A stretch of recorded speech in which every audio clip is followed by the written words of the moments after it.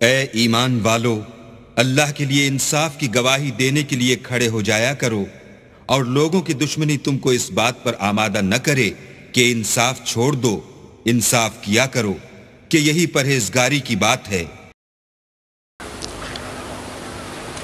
یہ تو عام دردناک حالت ہے جس کو ملک پہنچ گیا ہے، اور کون سی دو نیکیاں ان کے کھاتے میں لکھی گئی ہیں جن کی یہ جزا مل رہی ہے۔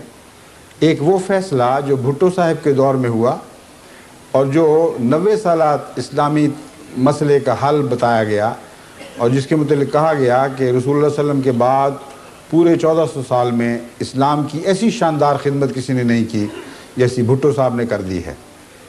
ایک یہ بڑی نیکی ہمیں ان کے کھاتے میں دکھائی دیتی ہے، جس کے نتیجے میں اللہ تعالیٰ کی طرف سے کچھ رد عمل ہونا چاہیے۔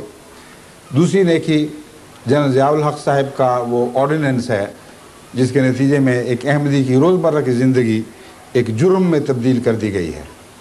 اگر یہ دو باتیں اللہ کی خاطر تھیں، اگر یہ دو باتیں اسلام کے احیاء کے لیے ضرورت تھیں، اگر یہ دو باتیں حضرت محمد مصطفیٰ صلی اللہ علیہ وآلہ وسلم کی ناموس اور عزت کے قیام کے لیے ضروری تھی، تو وہ کون سا خدا ہے جو ان دو نیکیوں کی ایسی جزا اس قوم کو دے رہا ہے؟ ایسے بے وفا خدا سے تو تعلق کاٹ لینا بہتر ہے، لیکن خدا کی قسم خدا بے وفا نہیں ہے۔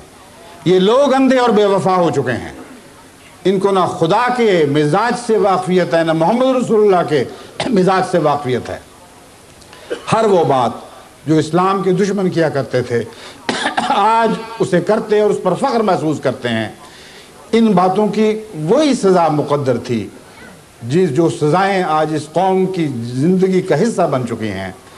بدنصیبی یہ ہے کہ آج تک ان کو پتہ نہیں کہ کیا ہو رہا ہے۔